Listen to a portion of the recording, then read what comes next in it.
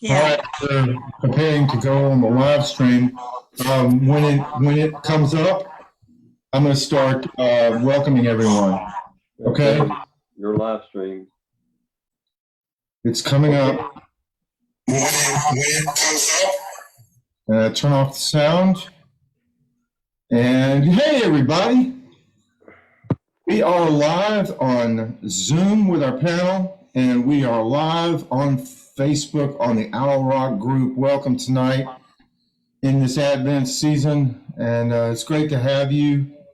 If you're on the Owl Rock group and watching it on the live stream, you can type in your comments and questions. Or if you'd like to join the panel, just click the link that's available to you on the Owl Rock group page or in whatever I sent you. I sent a lot of you an email. I sent a lot of you a message or something. Now I hear a lot of talking in the background, so somebody's going to need to mute the mic. Whoa, that was fast. Thank you. All right. Let's go here, and then let's go here. I still hear it. Who is that? You know, Gene had a problem with that today. Did anybody notice? Gene what? Gene had a problem today. Oh. Speak up to the devil and he appears. Here comes Eugenio Martino Jr. Hey, Gene. Hey, Gene. How did he do? Hello, Eugene. Hello, Hump Man. How are you? I'm good, man. Thank you. A camel Well, a that's day a wreck keeps me behind far you if away. I ever saw one. What's that dump behind you? What did you just say? You're going to offend him. That's okay. I haven't been offended in years. I'm an equal opportunity offender. I haven't been mad in years. I haven't been offended in years. And I'm retired. So Hey, man, I've seen you, man. I haven't seen you like, boy, is that loud. It's feedback, some kind of feedback we're getting. It's off of you, Bert. No. No. It's not off of me.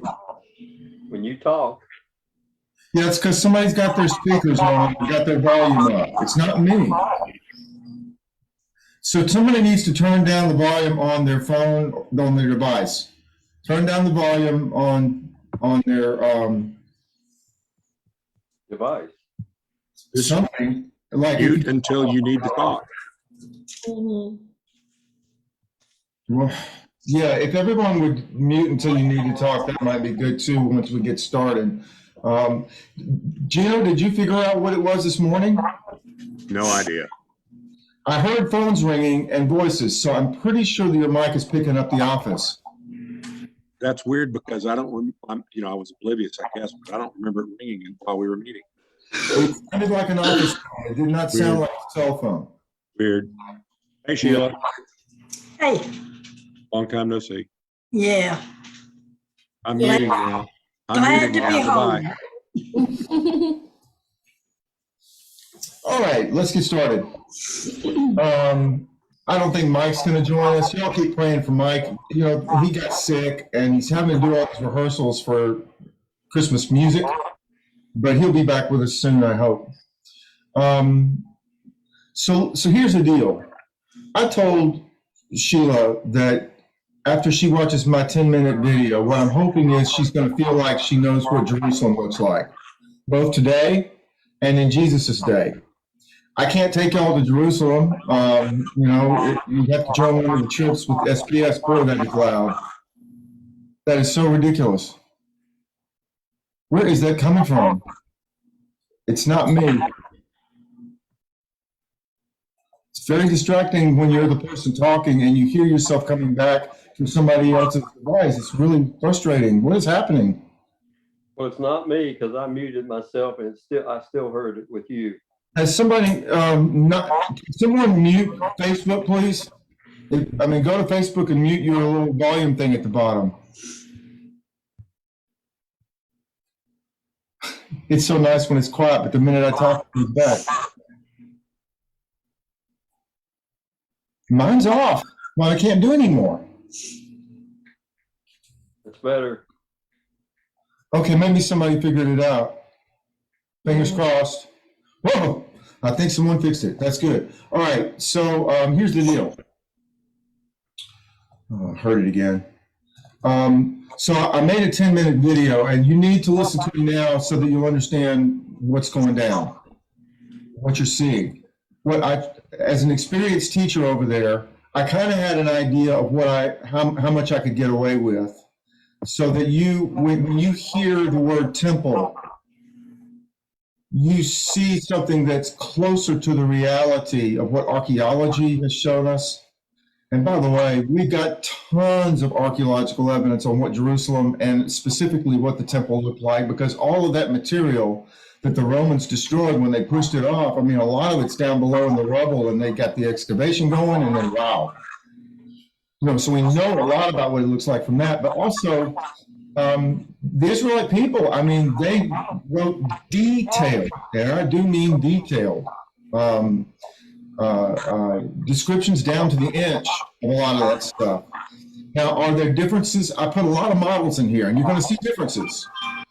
But you're also going to note an 80% similarity, because we know so much that when the 3D artists come in and they work with the archaeologists and they build these 3D models, or an actual model, the temple model at the Israel Museum, they're pretty well informed about that stuff. I see mistakes in all of these, but I also see 80% agreement, and you get a feel for it. The other thing is remember to watch that gold dome. When you see that gold dome, that's where the temple stood facing east. So look for the gold dome of the rock. Today it's a mosque. The gold dome is the Haram al-Sharif, Al-Haram al-Sharif, the noble sanctuary, third holiest site considered by Muslims in Islam. It stands exactly, I'm convinced, and so are most people, stands exactly where the temple once stood. So I want to show you the video that I put together, and it has a little music, and I'm going to talk through it. So I'm going to swing this toward me carefully. And I don't plan to talk a lot, but I want to be able to tell you what you're seeing. I'm going to bring this close in, bring it down a little. Is there a red light still on right there? Mm-hmm. Okay, good. All right, here we go. I'm going to go to share screen. You have to share sound. Share sound. Mm-hmm. And here's the media player. And did the screen go blank for y'all? Do you see my player? Mm-hmm. It's blank. All right, it's playing. Enjoy.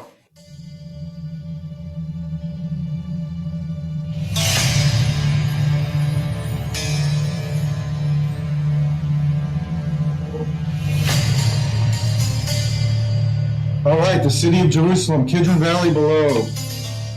That gold dome of the rock right there is on Mount Moriah. And we're crossing the Kidron Valley in this drone. We're going to cross the eastern wall of the Temple Mount, built by Herod the Great, the stones below and above by Islam, by the Muslims. You can see on the left the gold dome is in a rectangular platform, a walled platform that Herod the Great created on the top of that little mountain. Notice, and here's a model. Are there problems? Yeah, lots of problems with this one. But I wanted to show it first because it was from the same angle as the previous shot. There's the temple, this giant plaza, that huge plaza, Court of the Gentiles. You are now in the court of, now you are in the Royal Stoa on the southern end. Now you are, the southern end. And then see the two entrances right there on that wall? One has a double gate, one has a triple gate. One is an entrance and one is an exit. The Royal Stoa above it. Now this is the exit. We're going in the exit. Y'all can hear me, right? I hope. Yeah.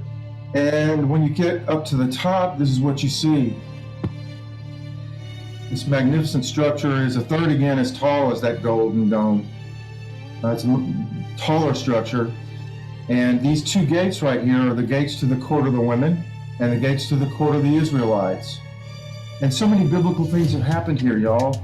Imagine Joseph walking through that door right there in that gate and walking in with his 2 turtle doves and making an offering of dedication and an offering of purification for Mary and his new son, Jesus.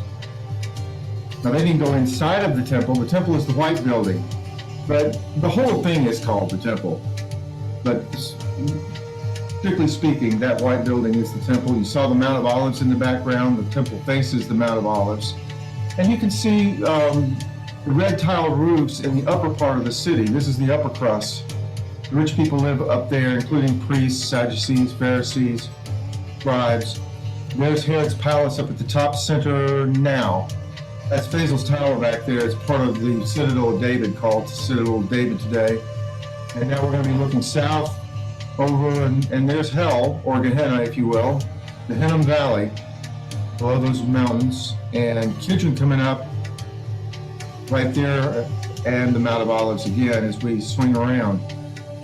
The ancient temple had 8 gates, and you can see some of them right now. There's the double gate at the bottom, lower left, and the triple gate that you just went through. And Golgotha is approximately behind the temple now on the other side of that wall. Now we're going to switch back to modern times, and notice the same rectangle is still there. And the temple, where the temple was, is the gold dome now. So here, how do you know what? The problem is the ground's not level. That mountain is steep on all sides. So Herod said, okay, I'm going to build a giant plaza. And he built it up and put the temple on it. Now, this is the holiest site right here, the Western Wall. The holy site in Judaism. And as impressive as those ashlars are, and as impressive as that Great Wall is, it's only a tiny fraction of the entire Western Wall, which is 500 meters long. He used a system of arches. There are underground passageways, an underground mosque. I've been underground there. There's a lot of things going down underground there. And there's the court of the women. Now watch, this is what it looks like today, the southwest corner. That's the pinnacle of the temple. That's what it looked like yet in Jesus' day. And that corner up there is where Jesus would have been tempted to leap from the temple to prove who he was. But it's also the place of the trumpeting. I want you to look at the inscription. It says, to the place of the trumpeting. They found it in the debris below, a monumental inscription with a niche for the priest to stand and blow the trumpet. Right there is the inscription. And then he would walk back into the royal stoa. Imagine Jesus sitting at the pedestal of these columns. People gathered around standing in great crowds to hear him speak.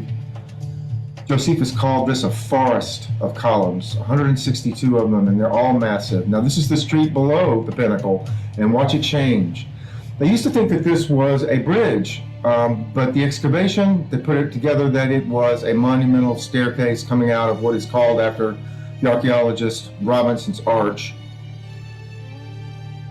Now there's the entrance on the right, triple gate, exit on the left, double Hulda gate. And those steps have been excavated and repaired so that you can walk on them even today. Walking up to, that's the Mount of Olives in the background, and the southern wall of the Temple Mount with its huge ashlars. So when pilgrims came up through the floor, they saw that gleaming white. Look at that massive platform. You know, Paul was nearly killed right there. The soldiers hadn't come out of the Antonia and saved him, he'd have been dead. Now, I wanted you to get a sense of what it would be like for Zechariah, the priest, to go into the temple and walk toward the incense altar and to see someone standing there that he doesn't recognize, that turns out to be in the story, Gabriel, the angel, coming to tell him that he and Elizabeth in their elder years are going to have a child. Notice this view is the same as this view, same angle. The temple is where the gold dome is today.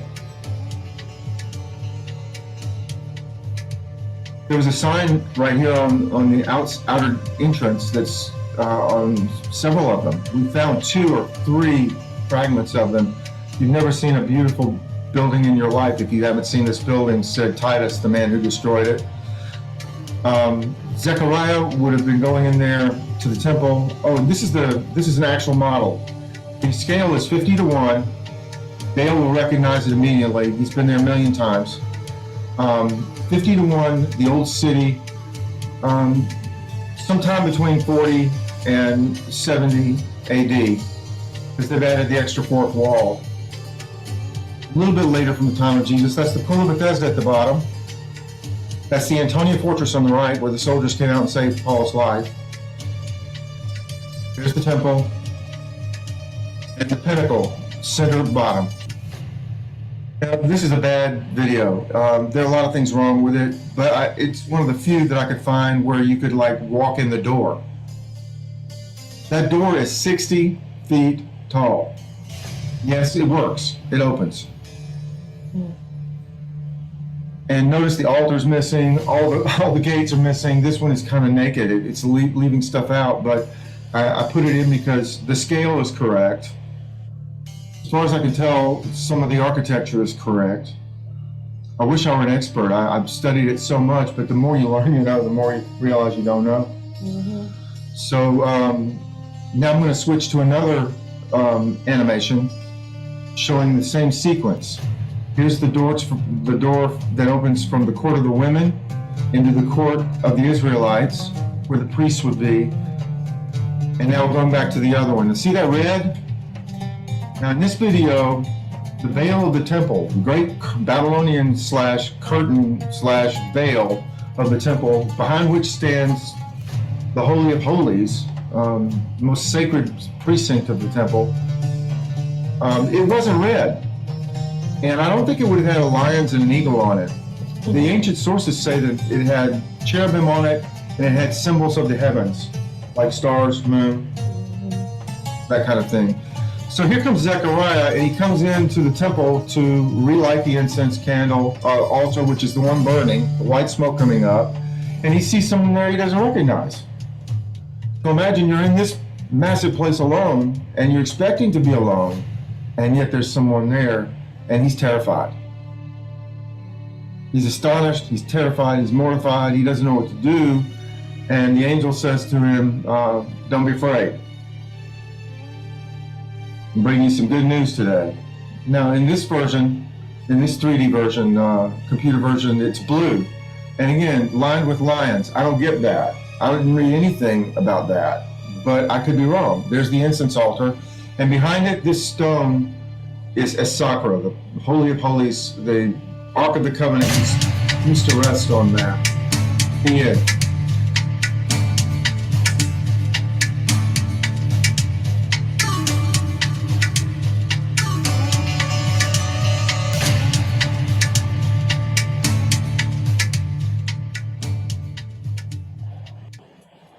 So everyone was able to see that, correct? And you were able to hear me at the same time, I hope. Glad to hear it. All right, I'm going to do one more share. This is from the Sunday Bulletin.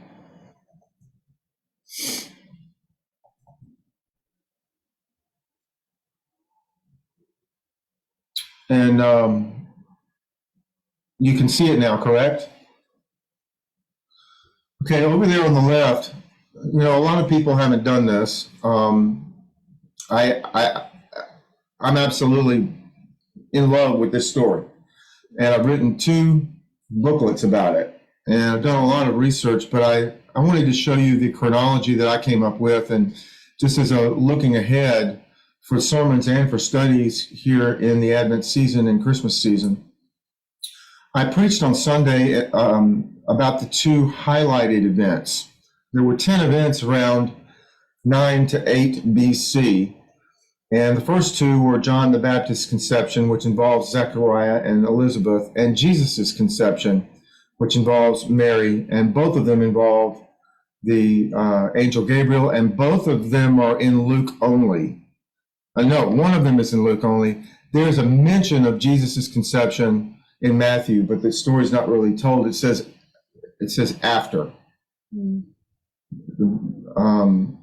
It's very Matthew handles events that happened 2 years later. If you look down at the middle on the left, it says recorded in Matthew only, there in blue, 6 BC. all of that stuff about the Magi and Herod the Great and the killing of the children in Bethlehem and the escape down to Egypt for Jesus and his mom and dad, all that's Matthew, and it happens 2 years later. And then down at the bottom, we have the events of 4 BC, which get Jesus and, and the family leaving Egypt and deciding, instead of going home to Bethlehem and Judea, Joseph's scared, and he takes him to Nazareth and makes his home there. So up at the top, the events that we'll be looking at upcoming are Mary's visit with Elizabeth, Mary going home, John's birth, the census, Jesus' birth, shepherds, and the rituals following his birth that they performed. There were 3. Just to give you kind of a context for what we're going to be doing. So I'm going to close that unless anybody have a question about that. Yes, no, maybe? No, okay. So we're back together, and I want to pull up that, and I want to pull up this. Okay.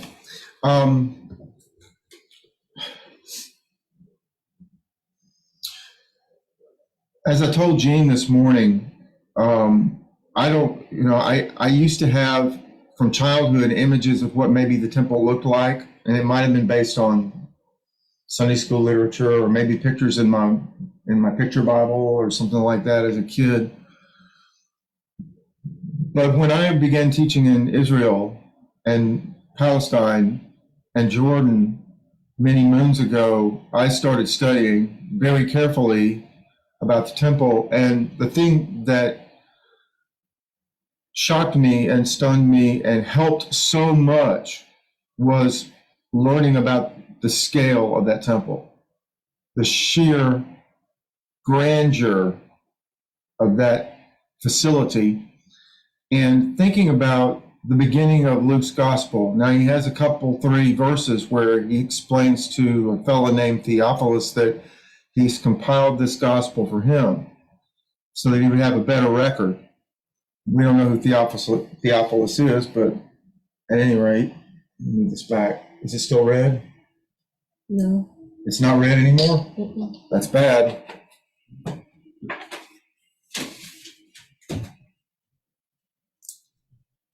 Mm-mm. Keep an eye on it, would you please? Mm-hmm. Careful. Thank you. So, you can hear me, right?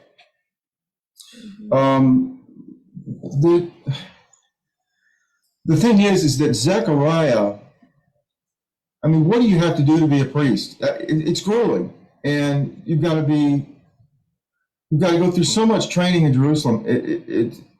And he had been a priest for a long time because it said he's elderly. This is John the Baptist's father, Zechariah, and he's been living in a village somewhere nearby, so he could walk to Jerusalem to do his little shift for a week in the temple, and doing it again and again and again and again. This is not his first rodeo when it comes to walking into the temple to light the incense altar and say a prayer and do whatever rituals are involved with that. So he's going in to do something he's done many, many times before. There's nothing new or exciting or strange about this, but think about it in these terms. This man has power. He has standing. He has respect. He has, among the higher educations of people of his day. This dude Zechariah, man, he's a big wheel, and it's hard to. When I realized that was when I saw the size of the temple. When I realized how big that thing was, how massive, how opulent, all that gold. Oh my goodness, all that gold, and what I began to realize is that here we have John the Baptist, who eventually protests the temple, rejects the priests as legitimate, and instead of following in his father's footsteps, as Jean said this morning, and becoming a priest himself, John goes out into the middle of the desert and starts dunking people in a creek named the Jordan. And it really is more of a creek by American standards than it is a river, but it's still a river. But it looks like a creek in most spots to me, or stream. Doesn't, Dale, do you think it looks like, I mean, when you think river, I think Mississippi, the Mississippi River, but you're muted. I'm sorry. It's a good sized creek, in my opinion. I mean, it flows pretty good above the Sea of Galilee, but down below with all the siphoning off of irrigation, it's not really much of a stream. But Hey, welcome to Jonah. Good to see you, Jonah. Hello. So Hello, happy. my ladies. Hello, Brother Bert. There is a Georgia girl right there, for sure. Good to see you, John. Welcome. Hi, y'all. So I don't know if you know these folks. You've probably seen them before. You know Gene because you've been to his study, and you may have seen Dale there, and that's Sheila up top left with her dog. Jonah. That's right. Y'all Yeah. all doing okay? Yes, thank you. We're hanging in there. So I don't know who wants to begin, but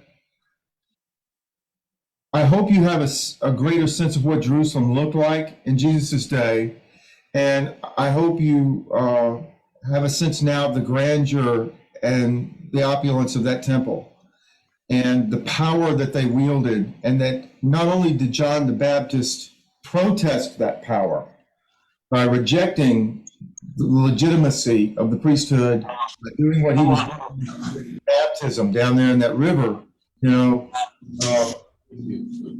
but think about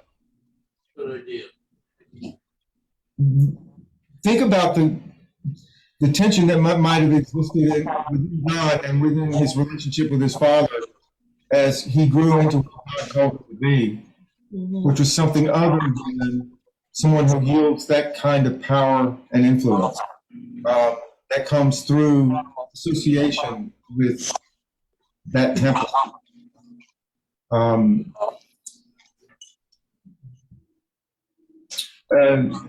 Imagine Jesus going in there and turning over the money changers, and them having such control over that massive 500 foot, 500 meter long temple. To control all 8 gates would have meant that he had people at every gate, and he wouldn't let anybody come in and go out carrying anything. No shopping. You're not coming here to shop. You're not coming here to change money. Don't bring anything in here but yourself and your prayers. And he may have done that more than once. Brother Bert, how often do you go there? Or Sister Patricia, how often do y'all go there to visit? Well, bless her heart, Patricia's never been. We're going to take her soon as I go back. But before COVID hit, I was going a couple of times, once or twice a year as needed, with the Society for Biblical Studies. Do they change it, or do they pretty much leave it as is? Change what? The town, the buildings, the temples and all that, do they leave it as it was original, or do they change anything about it? You just saw if you saw the video that I just played, did you I see saw it? part of it. Yes, sir. Okay, so the gold dome is today. It's a mosque. And Yes, then sir. temple is yesterday. It doesn't exist anymore. So Jerusalem is one of those ancient cities where you can see the past, but you have to look a little harder and you have to know what you're looking for, because the modern has, of course, been built over it or around Yes, it. sir. Yeah, a lot of change. But we're very fortunate to have great archaeologists who worked really hard over the years, and we have a real good sense of what that temple looked like now. Have you noticed that even though there were individual differences between all those 4D and 3D models that I just did, those virtual cities and buildings, there was still a lot of agreement. You could tell it was the same place. Just maybe some different variations in color and design. I just got a question. I noticed the ladder. Isn't there a story that goes with that ladder? No, that's a different ladder. Oh, okay, all right. But there is a Now, story. are you talking about the ladder that was on the side of the temple, or did you see a ladder on the side of the mosque? Was it on the side of the building with the gold dome, or on the side of the building that was white? What you just said. The white building, the temple? Yeah, the white Yeah, well, building. that was, I mean, that's an artist's rendering of what he thought it looked like, and he stuck the ladder there because he wanted to. Oh, But there is a very famous ladder that you're referring to, I think, that Dale or others may have talked about. It's on the cornice above the door of the Church of the Holy Sepulchre, the holiest site in Christianity, the place where Jesus died and was raised. And that ladder is in photographs that go back to the 1700s, and not drawings from 1700s, photographs from the late 1800s. They can't agree on who should move it. You know, there are six, seven denominations in that building, and they don't like one another, and they watch one another for infringements of rights or infringements of boundaries. Each has their own chapel, and they can't agree on who should move the ladder. okay. So it's been That's the one there for that might have centuries. been the one I heard. I can't. I noticed that ladder too, and there's a ladder on the Dome of the Rock too. It's been there for a long time, but I don't know if there's a story around that. You remember that, Dale? I don't know what the story is about the ladder there. I have no idea. But it's there. It's been there every time I've ever seen it. But it goes up to one of the gold doors that opens up. I don't know what they do inside that dome, but it goes up to that gold door, Yeah. which I just want one to bring home with me. What? You want one what to bring home with you? One door. Why do you want a door? Oh, you want the gold. I figured it out. Okay. All right. So, what a contrast too between Gabriel going to the temple, in the holy place of the temple, standing before the Holy of Holies to talk to Zechariah, who is such a VIP, you know, and then going to visit a 15-year-old girl in a tiny village on a mountaintop who's really a nobody, named Mary. What a contrast, right? And then think about this. Jesus, being born and all this Christmas stuff going on. Some of you are involved, like Sheila, with, there are going to be live nativity scenes at the church and all kinds of stuff like that. And so where does Christmas begin? Well, for Luke, it begins with Zechariah in that temple. The navel of the universe is the Holy of Holies. And Luke starts his gospel and starts Christmas with a priest named Zechariah standing in that temple. It's powerful. So how do they talk about it now with it now being gone, being different? How do they talk about Christmas? Who's they? The people in Jerusalem, like the Christians. There aren't many Christians, but what do you mean, how do they talk about it? Well, How do they talk about what? Well, I guess my question is more about from the original temple. And I was just fascinated by how it looked and how large it was. Yeah. The size of it and the significance of what happened in the temple. I guess we still talk about it, and we preach about it for years and years. So I guess the question is irrelevant. But I was just curious about how they celebrate. How do they talk? Do they talk about it like the way we talk about Christmas in terms of the stories that'll happen in the temple? Yeah, so there are churches all over Jerusalem, and there are churches in Bethlehem and in other cities in Israel, but they are such a small minority, shrinking minority. They're I've read a lot of things about how they really don't get a fair shake there. And a lot of them end up, the Palestinians, a lot of them, the Christians, especially the young ones, have just left and come to the U.S. or somewhere else and stayed,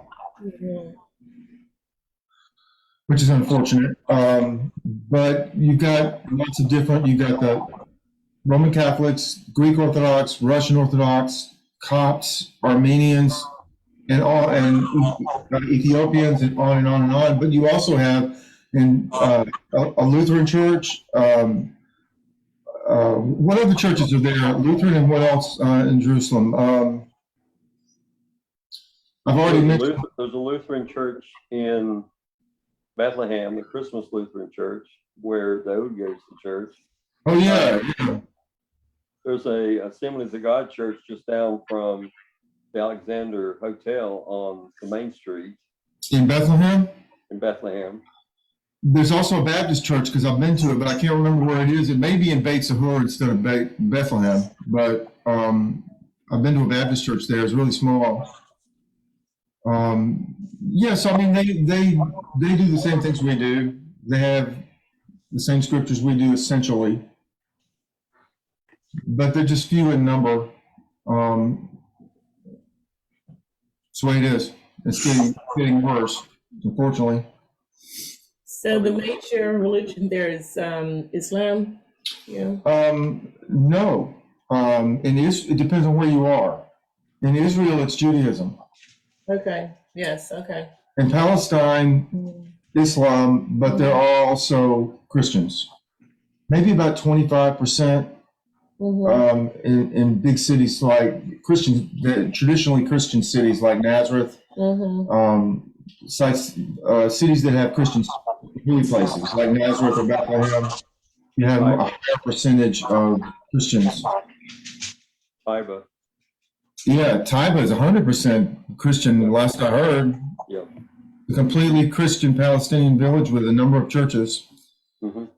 Yeah, and so they decorate like we do Christmas trees and all absolutely, that everything. and you know, and then they have like 3 Christmases. So you know, it's like you have the Armenian Christmas and Greek Orthodox and Russian Orthodox Christmas, and then you have the Catholic and Protestant Christmas.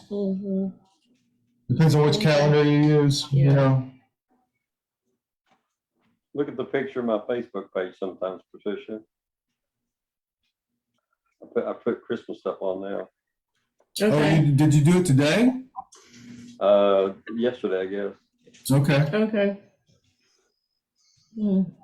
Yeah. It's just interesting. I've never been, but I really can't wait to go to just see and to experience. And I'm kind of sad that a lot of the original stuff is not there.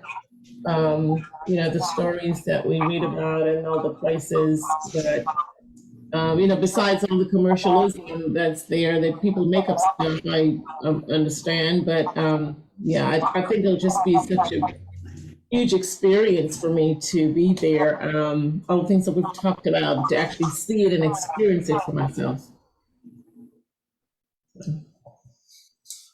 I'm really looking forward to your going. My goal tonight was to make you feel like as much as possible that you know what it looks like.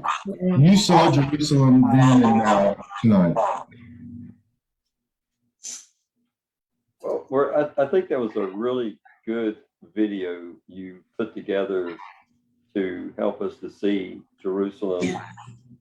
You know, the model of the old city is a tremendous model to see in person, and you did a good job blending that with what was then and what is now, you know, from the Temple Mount to, you know, the view of the temple from the perspective of the model that guy put together. And I mean, it's a tremendous place to go and just look at, you know, the city itself, the Kidron Valley, the Valley of Gehenna, Wadi Nar. I mean, it's just an amazing model to see. I think one of the things that will amaze most people is if you walk up on the Temple Mount, you know, just a few steps literally away is the Kidron Valley, the Mount of Olives. I mean, things are so much closer than you can imagine, or it was for me anyway. Because Yeah, it's like if you anywhere you're standing in Jerusalem with a view, you can point to dozens of things and talk for hours. Everything's closed. Yeah. If you're up on the Mount of Olives, like that girl was at the beginning of the video, and you're looking out over the city of Jerusalem from the east, you can literally stand there and unfold the Bible for week after week after week. It's all right there. That's amazing. And that's what I appreciate about the video, because it's put me in touch now as I'm thinking about it, about where Christmas began. I mean, I've never thought about it that way. Like, where did Christmas began? From the temple with Zechariah. And as much as you know the story, I think seeing it and putting it together I'm such a visual person. I need to see it, so it helps me to put it together that, okay, I'm envisioning Zechariah in this temple, this big old temple, and how huge it is. And it's like, which part? And this is the part where Paul got killed.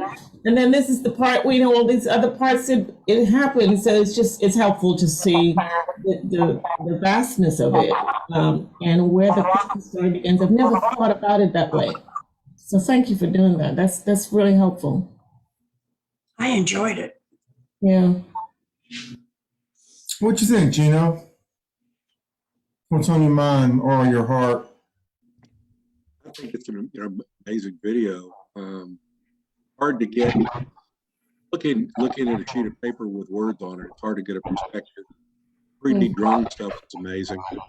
I remember as a child, elementary and junior high, maybe a little older, there was a place in Lucedale, Mississippi, where some people had tried to recreate the topography and the buildings, and they called it the Palestinian Gardens, I think. And they recreated it basically on a football field sized piece of land. Yeah. And they constantly worked on it. And that was the first time I realized, oh my goodness, this is a real place. As a 10-year-old or so, it blew me away then. But when I actually went there, and all of a sudden, like Dale said, you stand at one spot and turn in a slow circle. And it's still, you feel like Mr. Fred Rogers, I can see this and this and this. Yeah. And it really was an intimate place. Yeah. I would love to take all of you with me. Let's plan a trip. Becky said that's the only way she'll go is with y'all in a van. Yeah, let's do it. Dale's You're going. muted, Dale. You're muted, Dale. You're muted, Dale. Don't get angry. What'd you say?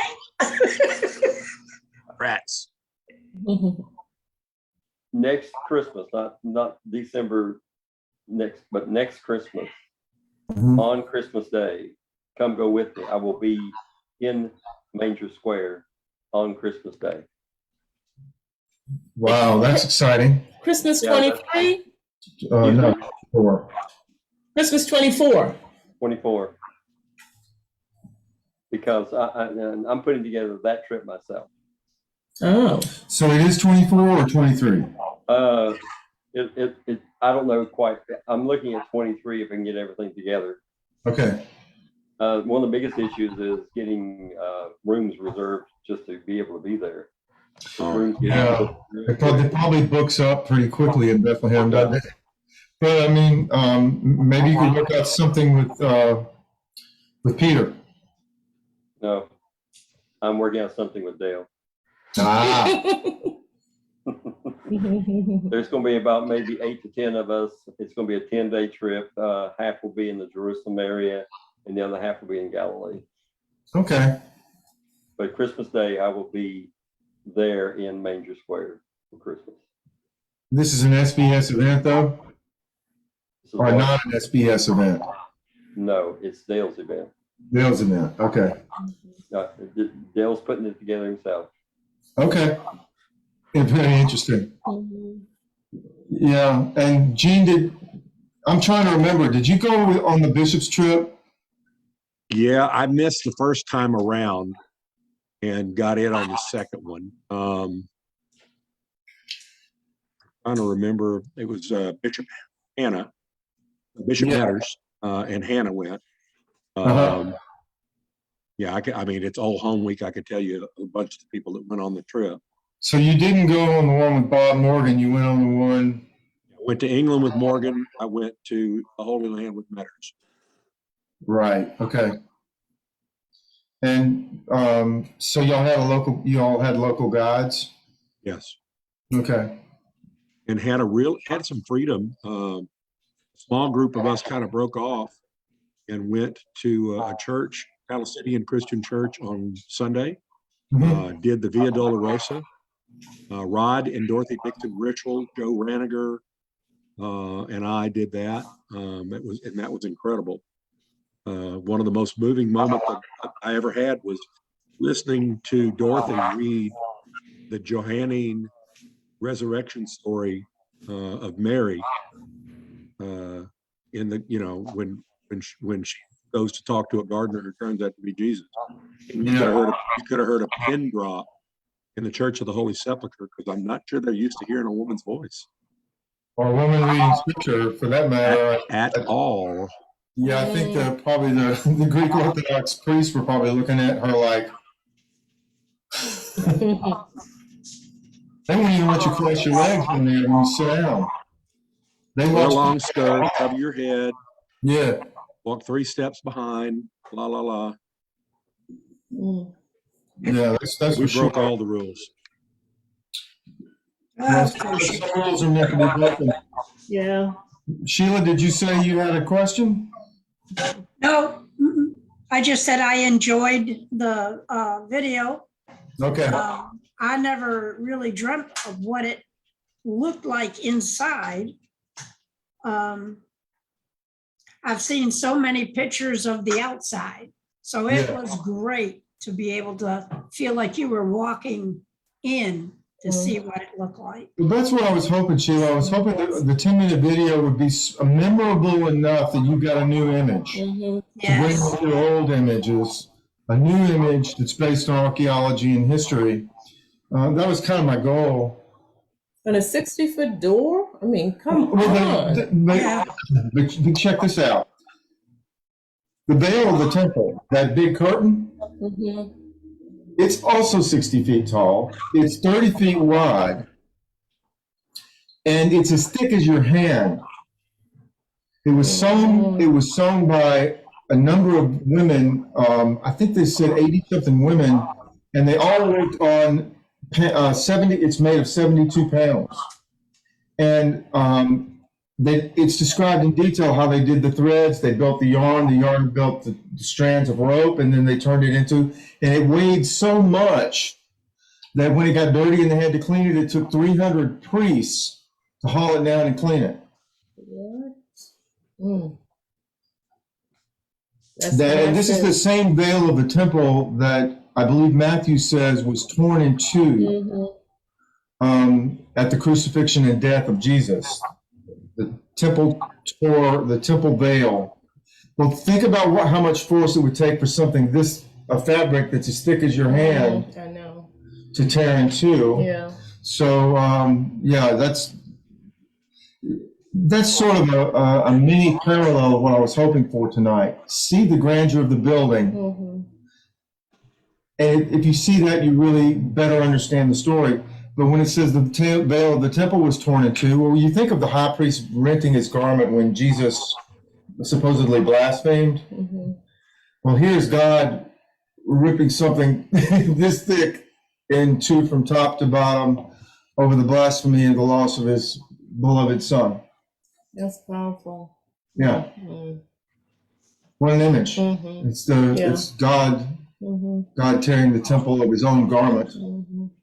So viewing the temple veil as the garment of God. I don't think I'll ever forget it now that I've seen it. Or some replica of it. Yeah, you saw several different versions of it, but the size was accurate. I mean, 60 feet tall, just like the door. That's massive. Totally massive. How many men does it take to open them doors? Oh, I don't know. They kind of open by themselves in the videos, so I really don't know. But they were made with gold plating, and they were made with cedars of Lebanon. There's quite a bit of lumber in there.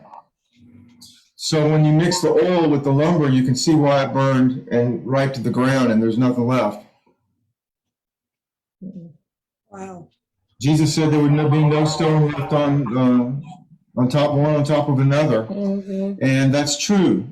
Now, there are stones in that retaining wall that they didn't knock down, like the Western Wall, but that's not the temple. That's the temple platform support. The temple itself is gone. And after they destroyed it, guess what they built up there? They built a pagan temple to Jupiter or Zeus, depending which name you want to use, Roman or Greek. And where the Church of the Holy Sepulchre was, the holy site to the Christians, they built a temple to Aphrodite, the goddess of love. But what they didn't realize was that they were trying to erase Christianity and Judaism after that goal. But what they did was accidentally mark the spot. Very interesting, right? So they changed the name of Jerusalem to Aelia Capitolina. They turned it into a Greco-Roman city-state. They created a Decumanus and a Cardo Maximus, and well, actually two Cardos, an east and a west Cardo, and put in their pagan temples and ran all of the Israelites and the Christians out. And that was that. Yeah. They were, a lot of them, when they were driven out after the next revolt, went to Sepphoris. The rabbis, a lot of the Sanhedrin, they went to Sepphoris or Seppuri, as they call it in Greek, in Hebrew. That's up in the Galilee near Nazareth. Talk to me, Gina. I was disappointed you didn't show the self-checkout in the outer courtyard where they were changing money. The self-checkout? Yeah, don't mind me. Yeah, I don't know if they had scanners back then, but if they did, you had to wear, you had to wear it on your hand as a tattoo. The folks with the blue shirts that said, "Welcome to the temple. May I help you, please?" Or in that movie, what is it called? Idiocracy? Welcome to It said, Walmart. welcome to Walmart. I love you.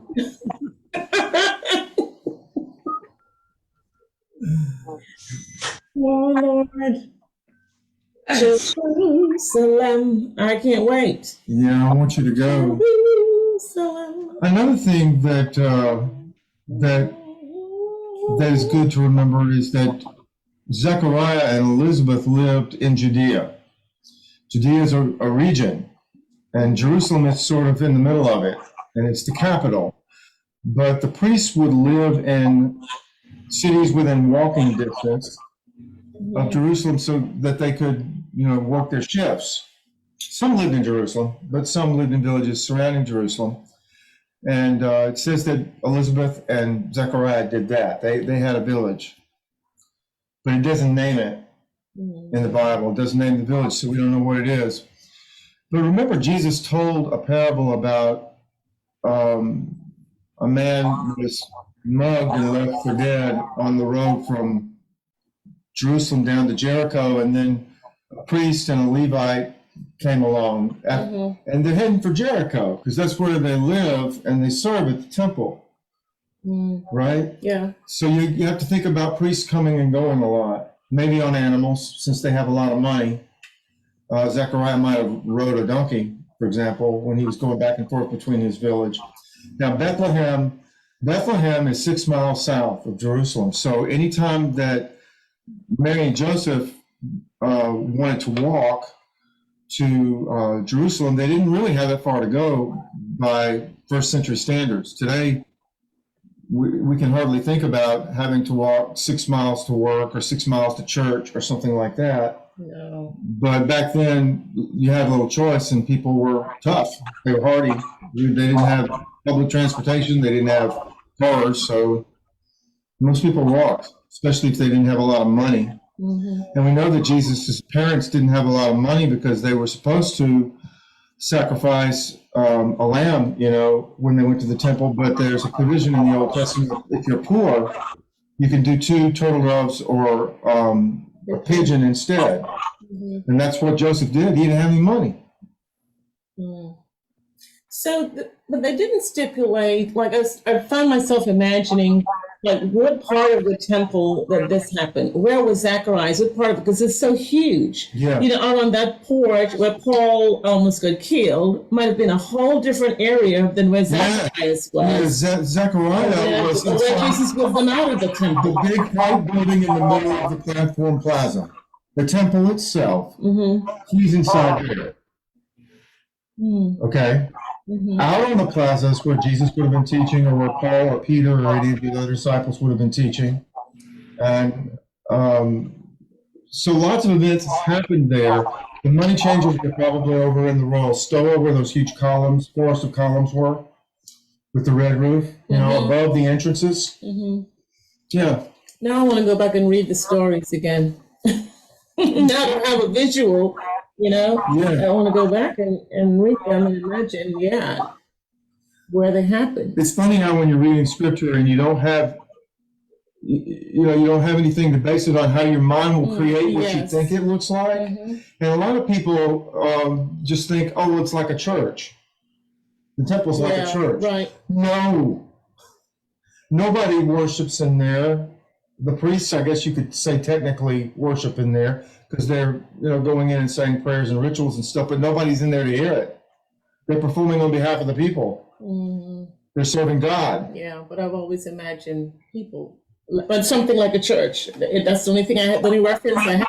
Something that looks like a church. Now, the really. synagogues do look a little like a church, but they didn't use pews. They sat in sort of like bleachers around the walls.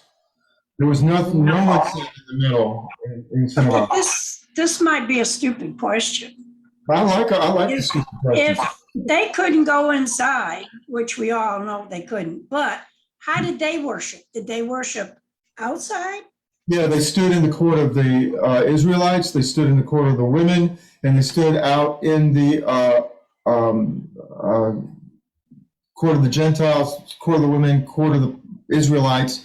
So depending on who you were, limited how close you could get to the temple. So if you're not Hebrew born, but Hebrew worshiping, like, you know, you believe in Yahweh, you have taken for yourself the Hebrew religion, then you can't go into the court of the women or the court of the Israelites. You have to stay out in the court of the Gentiles because you're a Gentile. And if you try to go in there, you're responsible for your own death because there's warning signs on all the entrances. So people would stand around and sing and process. Thousands and thousands of people, especially at the holidays, you know, the holy days, if you will. People for Passover, the city could swell to as much as 1 million people, I've read.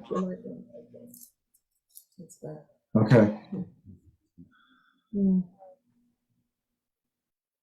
Wow. Yeah, so that platform today at Ramadan, oh my God, you should see the thousands of people all bowing in prayer in the same direction on that platform. Thousands and thousands and thousands of people. It's a good sort of anagram or visual for thinking about the day, back in the day when the Jews and people who worship Yahweh from all over the Mediterranean basin came in to see that temple and worship there. Thousands and thousands and thousands of people. On a regular day, you're going to have a lot of people there, but they're local. But when you have festivals, and Jesus went to them every year growing up, you know, it's really crowded. Yeah. Poor Jesus got lost when he was 12, you know, and got separated in all that crowd. I know, I remember. And he didn't care, but his mom and dad weren't happy. No, went for 3 days. He said, don't you know I need to be about my father's business?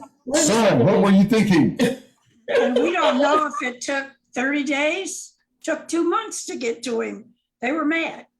They were not happy. If they had found him in an hour, they still would have been mad. But it took them, gosh, how many days? 3 days. 3 days, something like that. Find it. But so where was he when they found him? He was in the quote temple, but when you say in the temple, you mean the temple area, the temple platform, because he can't be inside the actual temple. No one's in there. I always pictured him being in the temple, He's asking outside. questions. He's outside. But didn't they say in the temple? Yes, they did. That's what I'm trying to tell you. There's temple and then there's temple. You know? Well, it must be some church synagogue or something. No, he was in the court of the Gentiles. It's He was just like sitting among the today. teachers. If Not you're in the on the building. Temple He Mount, was not in a building. He was in that temple platform Oh area. my gosh, by golly. I've He was always not pictured inside. him in a building. No. it's like today, I believe. The stoa, the royal stoa, if you call that a building, yeah, but it doesn't have walls on one side. It's just those columns open to the court of the Gentiles.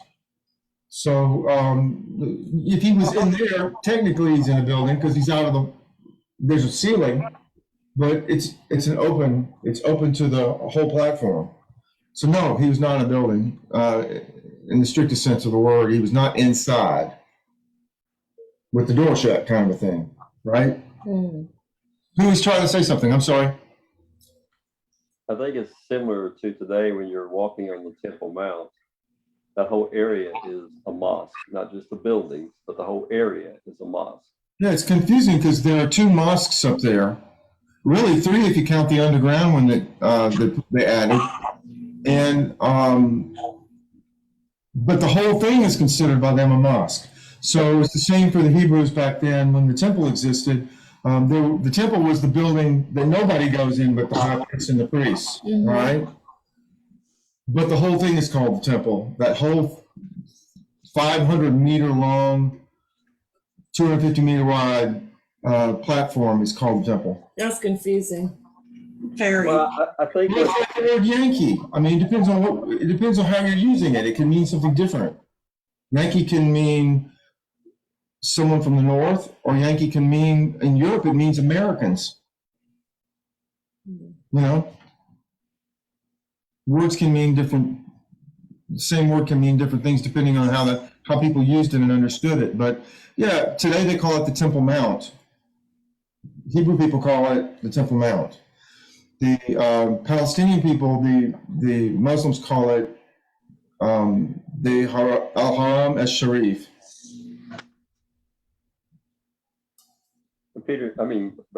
Bert, I think you're making an excellent point because reading, and Tricia, I think you said the same thing, reading the word and trying to visualize it with your mind, what you're reading about, being over there on the ground gives you a perspective entirely different than just Yeah. the printed word.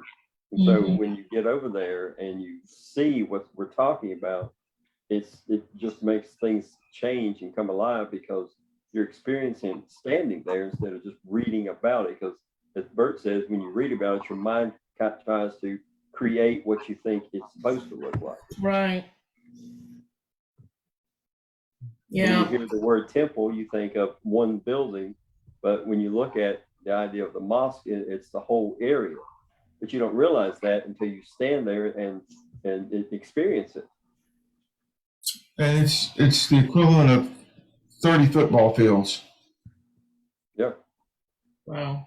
That plaza's, I think I read 30 football fields, or maybe it's soccer fields, but it's generally, you get the idea. And I've been told by a man who was Muslim, I was talking with him on the top of Masada, who was in Jerusalem for Friday worship. And I was just a conversation, and he told me that in Ramadan, there could be 750,000 people there worshiping. Well, that really is a good parallel for the maybe 1 million people who showed up for Passover in the temple 2,000 years ago. So how do you fit that many people in the temple? Well, then we're in the temple. The whole temple platform is called the temple. And it's huge and can accommodate the same kinds of crowds that the Muslims are drawing today for worship at Ramadan. Yeah, I mean, that makes sense. Now, we're talking about this, but when I read temple before, I pictured a building, like church-like, enclosed, with a holy pulpit area. It just, never pictured something that vast and open. Not for a temple. Mhm. Temple Mount may be different. That's why it's important to go back to the original language. And Well, it's a beautiful thing as a pastor, and I think Gene and Dale will back me up on this. When you have an opportunity to study scripture, but also to be able to study archaeology and history and even visit those places, it gives you the tools to imagine it and help your people reimagine it, which was my goal tonight. it's perspective. Totally different perspective. Yeah. Yes. And the funny thing about Moriah is, it's surrounded by higher hills, and it's not that big. It's not really. It's hard to call it a mountain, And let me ask this before you continue. Where the young lady was when the video first started? You said she was on Mount what? Olives. What? She was on the Mount Olives, looking down on the city from above. Mount Olives, I think, is about 2,800 feet, and Mount Moriah, on which the Golden Dome was built and the temple was once built, is more like 2,600 feet. And you look down onto it. So that's the interesting thing about the city of Jerusalem is that it's not really on that high as a mountain, but it's steep on all sides and surrounded by higher mountains. It's very defensible, and it's invisible until you get to the top of one of those hills and look down. So it kind of hides in a ball. So that's not what I pictured when I read about Mount Moriah. That's Moriah.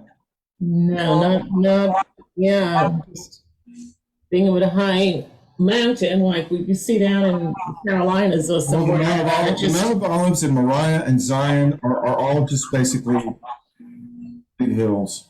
Mhm. Aren't they, Dale?